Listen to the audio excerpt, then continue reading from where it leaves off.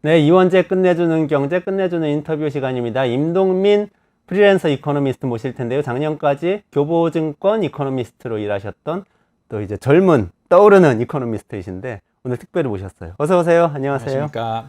여기 스튜디오는 처음이시죠? 네, 처음입니다. 네. 오늘 좀 좋은 말씀 부탁드릴게요. 알겠습니다. 2007년 글로벌 금융위기가 있었잖아요. 그때하고 지금 2024년하고 좀 유사한 점이 있지 않나 이런 얘기들이 좀 있는데 그런 의견 혹시 들어보셨어요? 네, 제가 그런 좀 비교를 해봤어요. 그래서 네. 제가 그 준비한 차트를 갖고 조금 간략하게 좀 설명드려볼게요. 네네네. 차트 좀 보여주시죠. 네, 2007년 글로벌 금융위기 리만 브러더스 사태로 시작됐었잖아요. 네. 주가도 폭락하고 굉장히 맞습니다. 큰 전 세계 혼란이 왔었죠. 차트 보면서 설명해 주시죠. 2008년에 리만 브러더스가 파산했고요. 그리고 2007년 8월 달에 지난주에 있었던 코스피 급락 사태가 2007년 8월 달에 있었어요. 네. 그러니까 1년 전쯤에 코스피에서 급락세가 있었고, 그리고 1년 뒤에 이제 금융위기가 발생됐거든요. 네, 그래서 앞에 차트를 먼저 조금 그 전 페이지를 좀 보여주시겠어요? 그러니까 저번 코스피가 역대 이제 저번 주에 하락했었던 게 역대 5번째 급락세였어요. 다섯 번째 폭으로 급락한 건가요? 그 하락률로. 하락률로. 일일 하락률이 8.8% 하락했으니까. 근데 과거에 이제 1980년대 이후에 코스피의 급락한 사례를 탑 20위를 살펴보니까 그 나머지 18개는 코스피가 많이 하락한 시기가 경기 침체기였어요. 원래 안 좋을 때. 네, 원래 안 좋을 때. 네. 그런데 두 번의 경우는 경기 침체가 오기 전에 급락이 나타난 거예요. 네네. 그 두 번의 경우가 2007년 8월과 그 다음에 2024년 8월입니다. 그렇군요. 그래서 비교해 본 거예요. 그래서 다음 페이지를 한번 보시면. 그래서 요게 이제 미국의 S&P 500 주가 지수 주황색이, 그리고 한국의 코스피 지수 파란색, 그리고 미국의 국채 10년 수익률, 그리고 연한 파란색인가요? 미국의 국채 수익률이 그 진한 파란색입니다. 네네, 진한 파란색. 네. 그리고 이제 그 미국, 유럽, 한국, 일본의 정책 금리. 네네. 이렇게 해서 비교 드렸어요. 그러니까 제가 처음에 2007년하고 2008년 점선을 두 개 쳐놨죠. 네. 그 2007년이 코스피가 급락한 사례였고, 점선으로 이렇게 곡선 산처럼 그려놓은 두 개가 하나는 앞에 거는 2007년, 뒤에 거는 지금. 네, 그렇습니다. 네네. 그래서 그 상황을 보면은 어떤 상황이 비슷하냐면은 당시에 2007년 글로벌 경기 호조기였어요. 네. 지금도 경기가 나쁘진 않죠.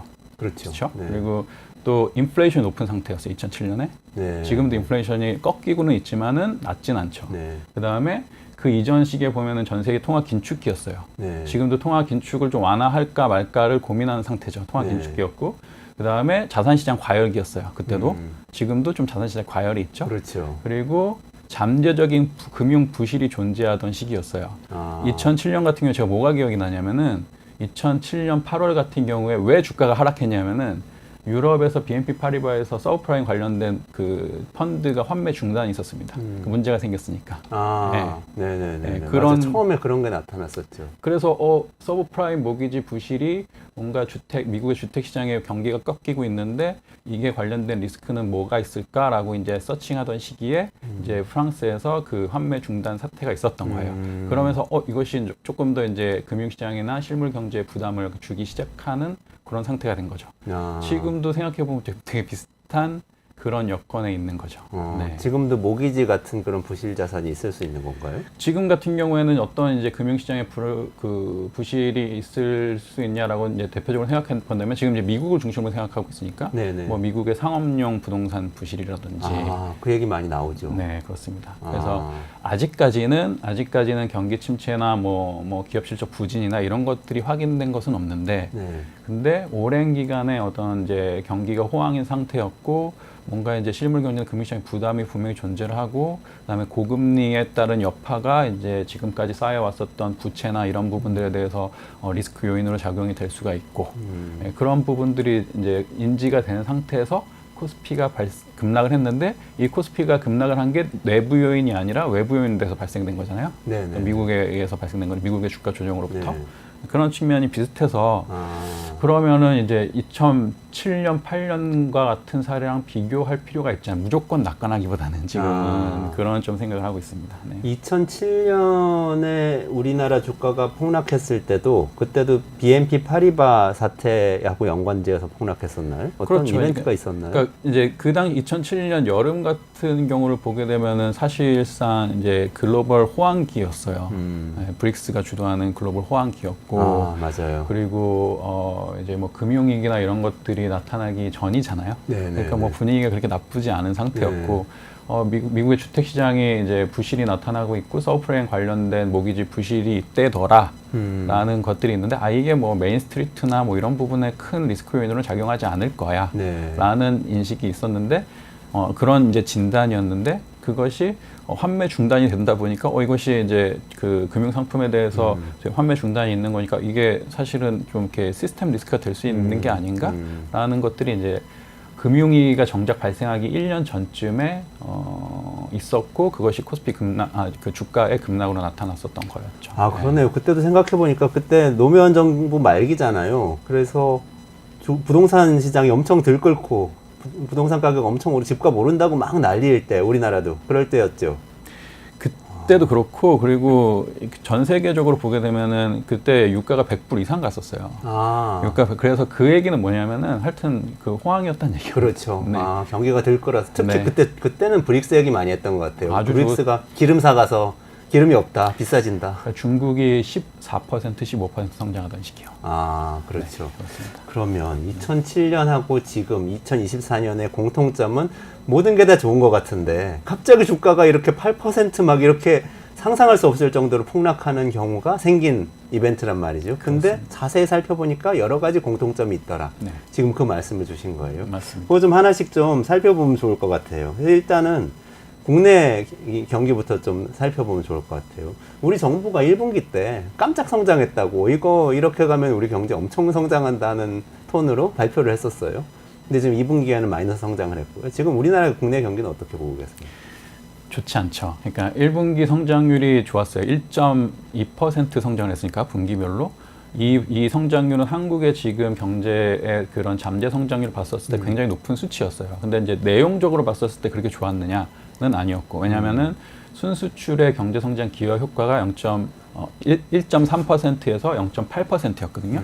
그러니까 절반 이상을 순수출에 의해서 좋아진 거였는데 이게 경기가 좋은 상태라면은 경제 성장하는 것들이 조금 더 이어져야 되는데 바로 2분기에 꺾어버렸어요. 2분기에는 마이너스 0.2% 감소했잖아요. 네. 내용적으로 보게 되면은 순수출도 수출과 수입을 합쳐서 경제성장 기여가 마이너스 0.1%포인트였고 그다음에 내수의 경제성장 기여가 마이너스 0.1%였어요. 다 순수출 외수와 내수를 보게 되면은 감익했다는 거죠. 둘 다. 둘 다 감익했다는 거죠. 그래서 빨리 그러니까 작년까지 안 좋았고 그다음에 올해 1분기에 생각보다는 좋나 싶었는데 이게 지속되지 못하고 2분기에 빨리 꺾었고 지금 3분기 여건도 밝지 않잖아요. 3분기 여건도 밝지 않다 그러면은 3분기에도 만약에 GDP 성장률이 또 한 차례 마이너스 성장이 나온다라고 하면은 이제 2분기 연속 경제가 후퇴하게 되면 그걸 경기 침체라고 하거든요. 그렇죠. 그래서 그럴 가능성이 한국 경제에는 있어 보입니다. 지금 경기 침체로 가고 있다. 이렇게 판단하시는 거예요. 그러면 경기 침체에 이제 선행 조짐들이 나온 거죠. 리세션 말씀하시는 거죠. 그런데 이게 이제 뭐 수출과 뭐 내수 여건을 좀 봐야 되는데 수출이나 이런 것들은 뭐 반도체라든지 뭐 조선이라든지 뭐 이런 쪽에 대해서는 일부 좋을 수 있으나 전반적으로 봤었을 때 지금 이제 미국 경기나 이런 것들이 꺾여지는 이제 시점이잖아요. 그러니까 뭐 전 세계 수요나 이런 것들이 좀 후퇴할 수 있게 되는 거고 내수 같은 경우에는 상당히 어렵죠. 그래서 이게 이제 한 번이라도 더 감익을 하게 될 경우에는 그러면 이제 사실상 지표상으로 경기 침체 순으로 가장 전 세계에서 빨리 가게 되는 그런 것들 확인할 수 있게 되겠죠. 작년에도 우리나라 경제 성장률이 세계에서 뭐 선진국 중에서 가장 낮은 편이다. 미국보다 낮다, 일본보다 낮다 그러면서 굉장히 논란이 많았는데 일본하고는 뭐 나중에는 거의 비슷했던 것 같아요. 올해하고 내년 우리 경제 성장률을 어떻게 보세요? 요거는 제가 슬라이드를 한번 좀 보면서 간단하게 말씀드릴게요. 슬라이드 좀 보여주시겠어요? 네, 슬라이드 좀 보여주시고요. 그러니까 우리는 항상 일본이나 미국 같은 다른 나라하고 비교하기를 좋아해서 그래서 그 우리 경제 성장률이 낮아진 거를 꼭 그렇게 표현을 하는 뭐 경향이 있긴 한데. 작년에 한국의 경제 성장률이 1.4%였거든요. 네. 다음 예, 요 페이지입니다. 그래서 작년에 한국의 경제 성장률이 1.4%였는데 이 1.4%는 일본에도 못 미치고 뭐 미국보다도 당연히 못 미치고 네. 뭐 유럽 아주 부진한 유럽과 거의 유사한 수준이었거든요. 그러니까 한국의 지금 잠재 성장률이 2% 정도를 하는데 그것도 훨씬 못 미치게 되고요. 네. 그 다음에 더 안 좋은 거는 한국 같은 경우에는 지금 이제 그래프에서 보시겠지만 1980년대부터 2002년까지는 고성장하던 시기였고 2000년대 들어서는 이제 중성장하던 시기, 전 세계 경제 성장률과 비슷하던 시기, 그다음에 2012년부터 지금까지는 드디어 한국의 경제 성장률이 전 세계 경제 성장을 밑돌기 시작해요. 네. 그다음에 2020년대 이후에는 한국의 경제 성장률이 전 세계 경제 성장률을 훨씬 더 하회하기 시작해요. 네. 심지어는 미국이나 일본보다도 낮은 성장률이 나타나기도 해요. 예. 저저 성장으로 가는군요. 저저 성장으로 가고 있죠. 저성장을 넘어서서 저저 성장. 성장으로. 그래서 임 위원님이 만드신 건가요? 제가 만든 겁니다. 그러니까 한국의 적정 성장률이 뭐 2, 3% 정도였다고 한다면 과거 10년 동안이 네. 지금은 이제 2020년대가 됐었을 때는 2%가 된 거고 이것이 이제 조금만 안 좋으면 2% 미달하게 되는 거고 2030년대 가게 되면은 이제 1%로 가게 되는 그런 그림인데 이것이 이제 예상처럼 이렇게 연착륙하는 흐름이 아니라 전 세계 경제 성장보다 너무 이렇게 그 경제 활력이 떨어지게 되는 그런 것들을 보여지게 되는 거죠. 아, 그렇군요. 그래서 올해 그래도 1분기 성장률이 잘 나왔기 때문에 전체 성장률이 2% 정도를 좀 넘을 것으로 보여지긴 하지만 근데 3분기나 4분기에 이제 성장률이 뭐 정부의 예상 경로에 못 미치게 될 경우에는 뭐 2%가 또 하나의 이제 넘지 못하는 그런 경우가 나타날 수 있게 되고 그렇게 된다고 하면은 이제 2년 연속 2% 이하의 성장이 나타나게 되는 거니까 이거는 이제 한국의 저저 성장이 더 빠르게 진행된다. 저저 성장 고착화라고 할 수도 있겠네요. 그렇게 되겠죠. 그러면 한국에서 저저 성장이 고착화되면 어떤 문제가 생기냐면은 지금 한국의 뭐 부채 비율이라든지 뭐 이런 이제 소득이라든지 뭐 이런 것들이 이제 한 단계 레벨 다운 되는 것이기 때문에 이게 한국 경제의 그 잠재 성장률 하락, 저저 성장이 한 단계 빨라지게 될 경우에 이제 우리가 대처할 시간이 없게 되는 그런 부분들이 나타나는 것이 문제가 될 수 있습니다. 걱정이네요. 네. 내년 성장률은 어떻게 보세요?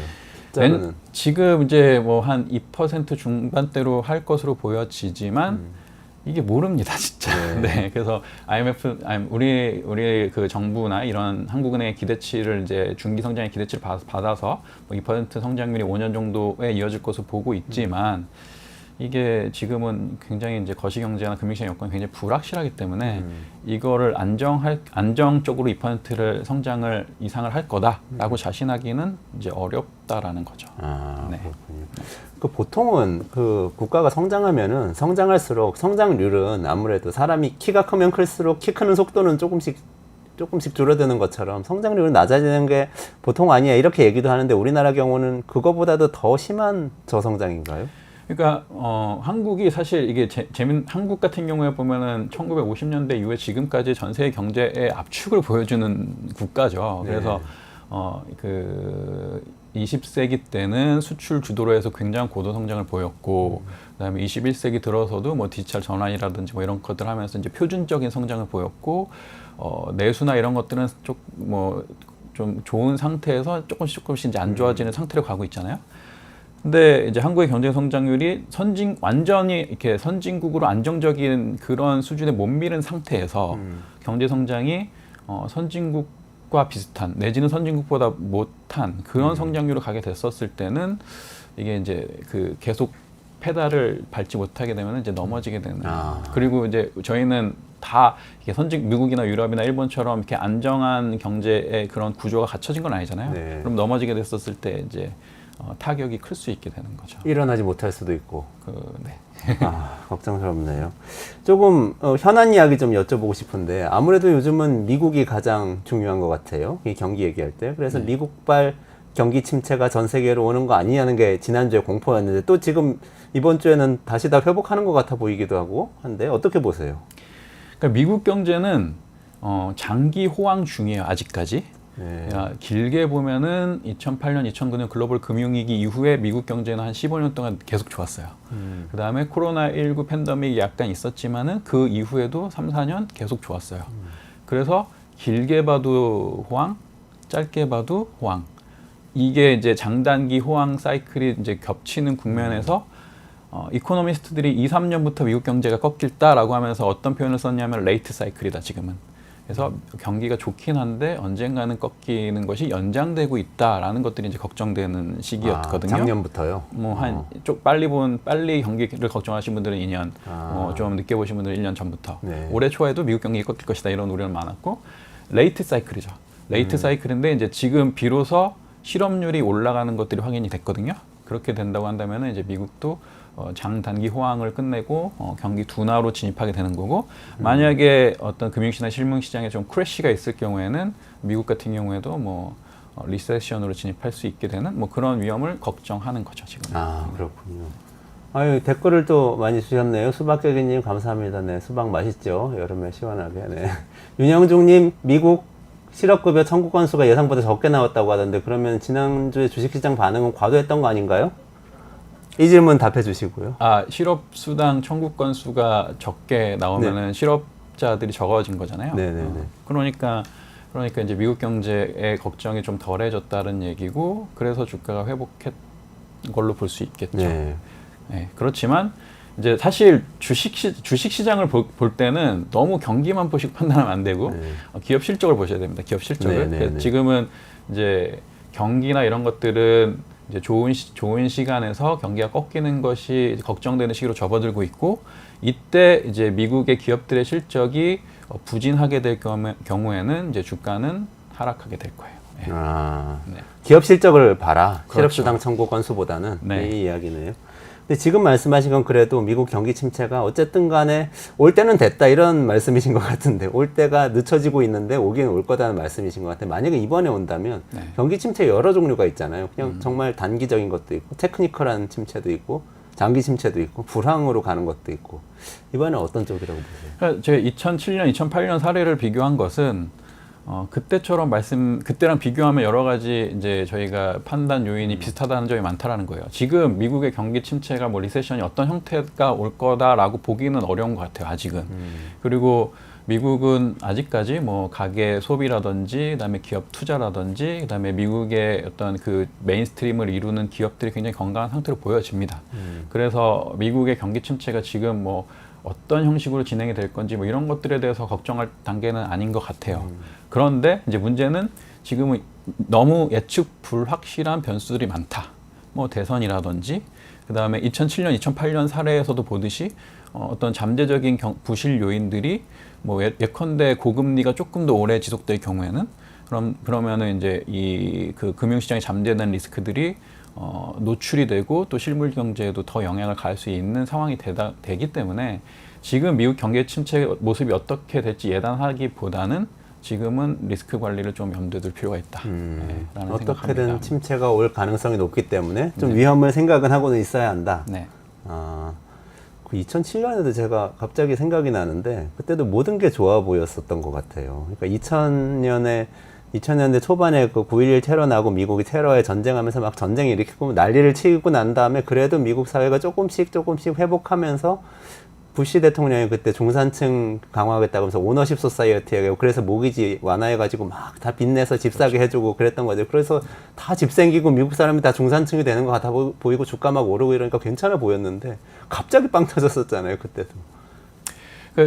제가 기억이 나는 것도 사실 2007년 같은 경우에는 뭐 금융위기, 경기 침체 사인은 별로 없었지만 그래서 2008년 초반에 근데 이제 뭐 여러 가지 그 금융 부실들이 이제 리스크로 반영이 되기 시작하면서 2008년 초반에 베어스턴스가 파산했습니다. 맞아요. 베어스턴스 파산해서 그때도 큰 문제가 있지 않아라고 했는데 빨리 인수합병이 되게 되면서 이 문제는 정리된 것 같아라는 그런 판단이 있었고 미국 경제는 요 위기를 잘 극복할 거야라는 그런 것들이 있었는데 글로벌 경기가 2008년 중반부터 다운되기 시작하게 되면서 서서히 다 이제 이런 영향들이 오게 되고 2008년 9월 달에는 리만이 파산하게 됐죠. 네. 그래서 지금 이제 리만이 파산하게 돼서 그때의 문제는 뭐냐면 리만이 파산되고 나서 청산을 시켜버렸어요. 네. 청산을 시켜버리게 되니까 그 관련된 리만과 연계되어 있었던 그 금융 리스크들이 한 번에 다 손실로 반영이 된 거의 문제였거든요.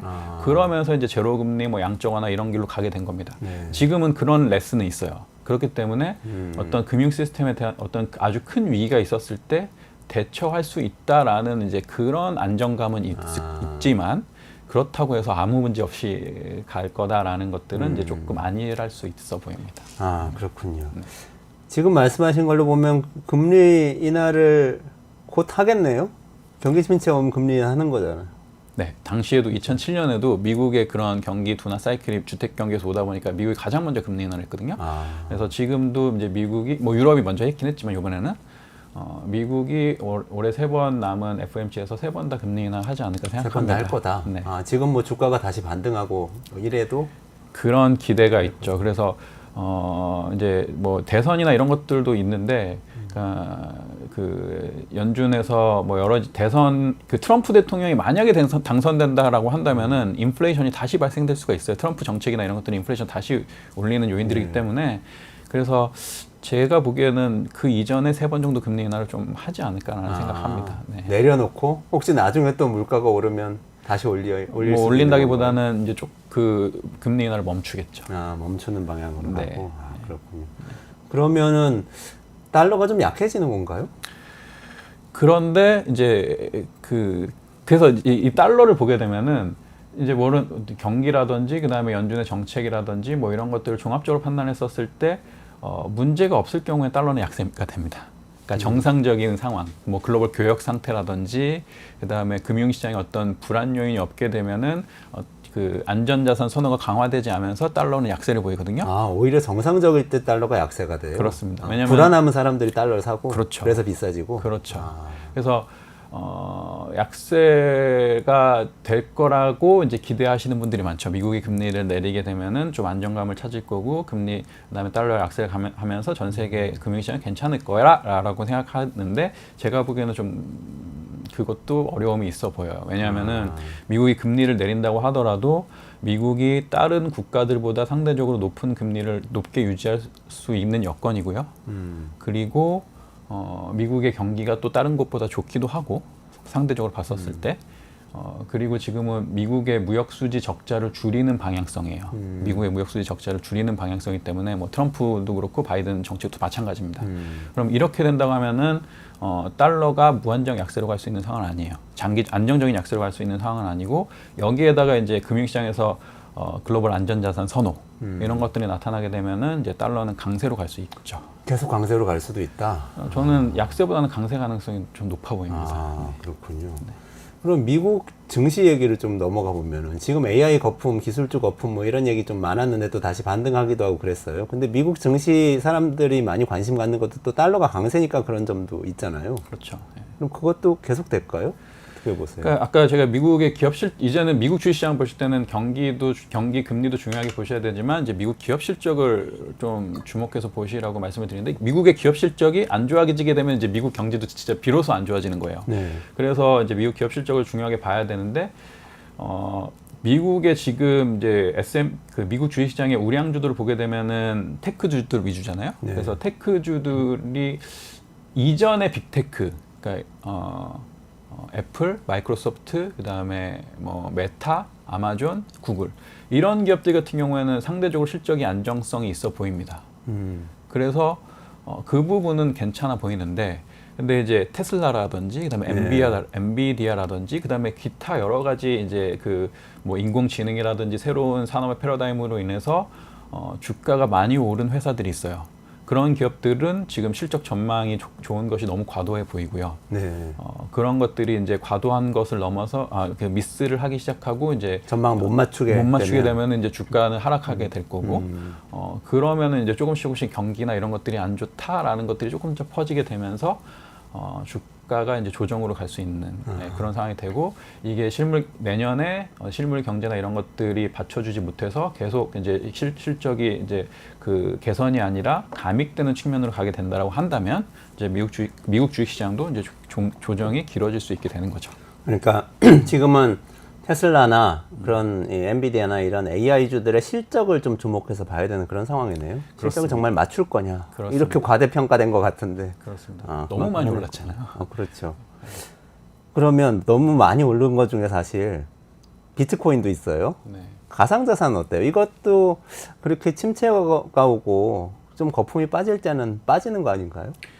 빠지고 있죠 지금. 그래서 네.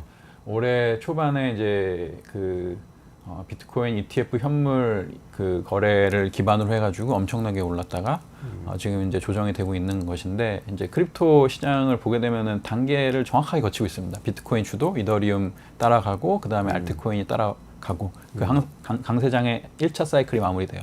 그 다음에 알트코인부터 조정을 보이고 이더리움이 조정을 보이고 그 다음에 비트코인 조정을 보이고 그래서 이제 이 조정장이 마무리가 되거든요. 그래서 지금은 알트코인 조정 보이고 이더리움 조정 보였고 비트코인이 좀 버티고 있는 그런 상태죠. 그래서 한 번에 그 짧은 붐앤 버스트를 겪었습니다. 네. 침체가 와도 근데 침체는 영향을 안 받나요? 이 가상자산들은? 뭐 가상자산의 펀더멘탈을 이게 참 지금은 규정하기가 조금 어려운 측면이 있어서 영향을 어떻게 받을지를 이렇게 예단하는 건 쉽지 않은데 제가 보기에는 이제 그 ETF 현물 그 비트코인이나 이더리움 ETF 현물이 나온 것으로 봤었을 때 이제 유동성 측면에서 그 펀더멘탈은 굉장히 좀 개선됐다고 보여져요.